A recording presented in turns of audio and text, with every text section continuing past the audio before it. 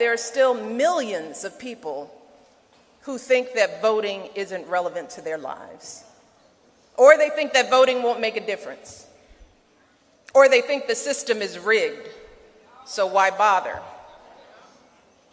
Or maybe they feel overwhelmed, like the issues are too complicated and that politics is just too ugly, so they just don't want to get involved.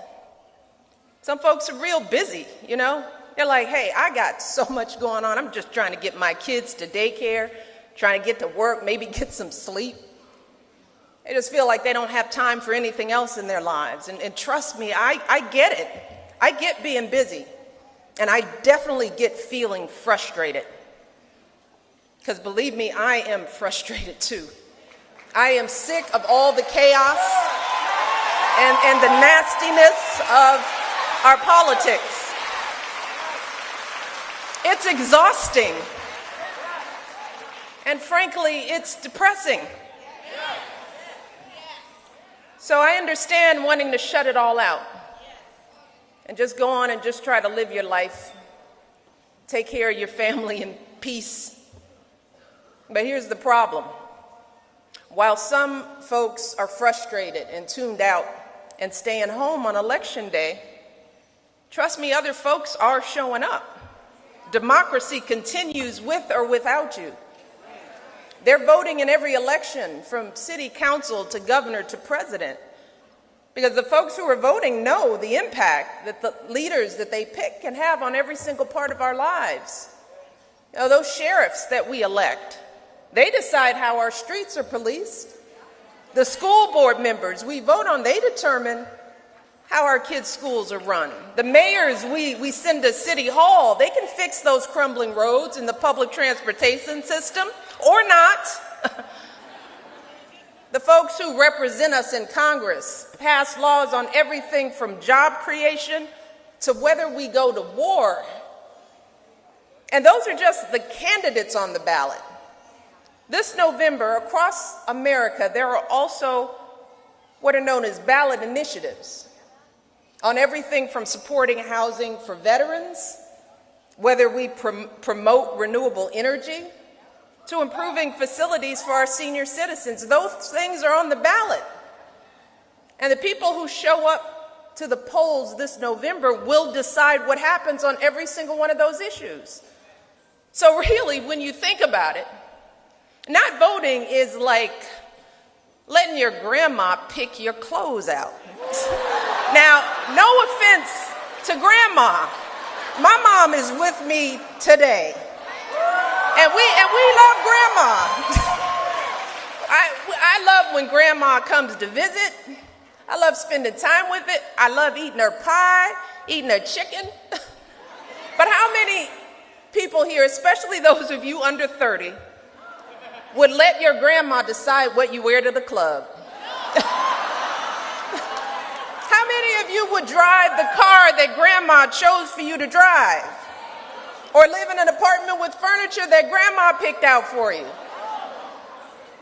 All jokes aside, My point being, and I'm being funny, is that not many of you would want somebody who's not you, and doesn't live in the same space as you, doesn't see the world in the same way as you, even when they love you and you love them, you wouldn't let them do that for you. Because you know that grandma's choices for you are not the choices you make for yourself.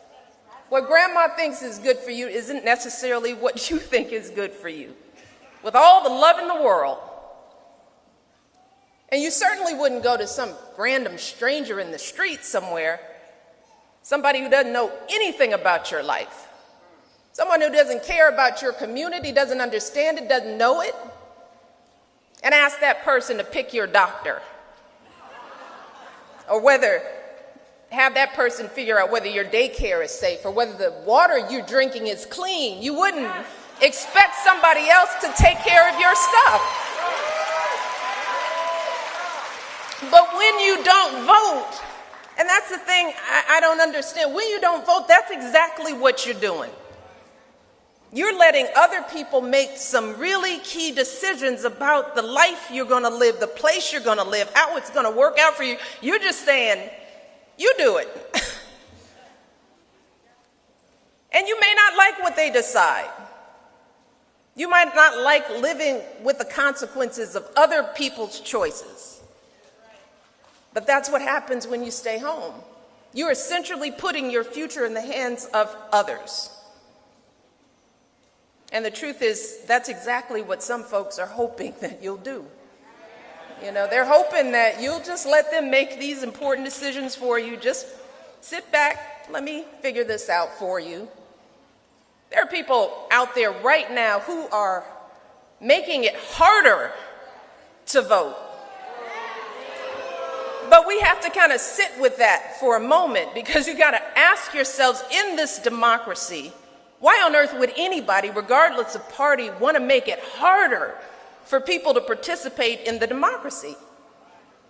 But that's happening right now all over the place. They're closing down polling places. They're making it harder for volunteers to get people registered.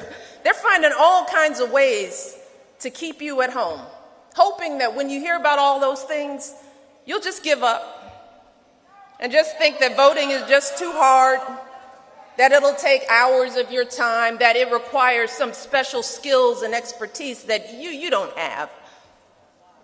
That's what they want. And you can see how those kind of tactics can start make people start feeling like this is just too hard for me. We all know someone who feels like that. Again, regardless of party. We all know someone who thinks that way. An uncle, a neighbor, someone you grew up with. And that's why we're here today. Because we know that it's going to be up to folks like us who will come out on a Sunday for a rally like this to help those folks out, to help tell the truth about voting. And the truth is that registering to vote just isn't hard. It doesn't take long. It's just a few minutes. And once you're registered, in many states, including here in Nevada, you can vote by mail. I do that all the time. I vote by mail in my house, in my jeans, in my sneakers, comfortable, not rushed, not hunkered over. Fill out the table, the ballot at your kitchen table, and just drop it in the mail. And it works. It's just that easy. And voting in person can be just as fast. In fact, in 2016, the average length of time voters waited in line at a polling place was about 11 minutes. Just 11 minutes, and that's an average, right? Some places it was even shorter than that. Just think about, you spend 11 minutes on your phone, watching videos on a given day. You spend 11 minutes choosing the Instagram filters to text your boo, right? So the thing we just have to tell ourselves, we have 11 minutes to do a lot of stuff. And if we have 11 minutes to do stuff that does nothing for our daily lives, then we've got 11 minutes to vote. And trust me, and here's something I just want to make sure people understand. Voting does not require any kind of special expertise. You don't need to have some fancy degree to be qualified to vote. You don't have to read every news article to be qualified to vote. You know what you need to be qualified to vote? You need to be a citizen. You need to be a part of this country. You need to have opinions about the issues in your community. That's what qualifies you to vote. Caring about your kids' future qualifies you to be a voter. Wanting a say in what happens in this country qualifies you to be a voter.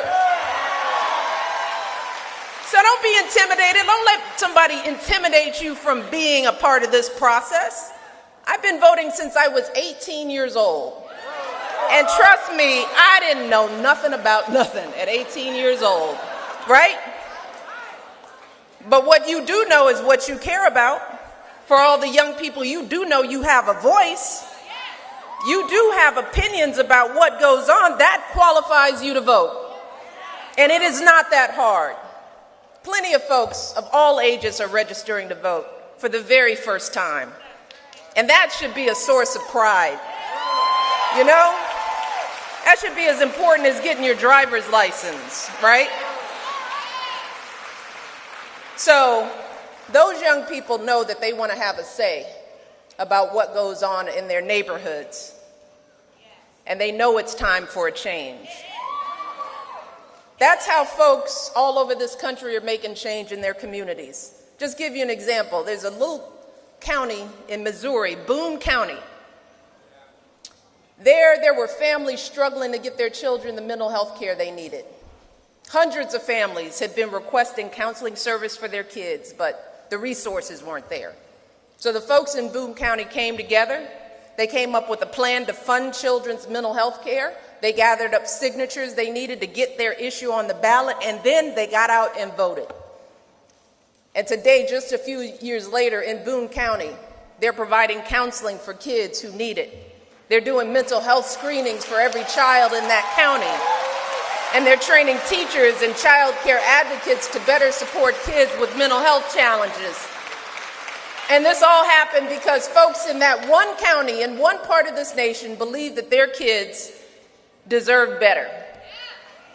And they knew that their vote was the way to make it happen. So don't let anybody tell you that that vote doesn't matter.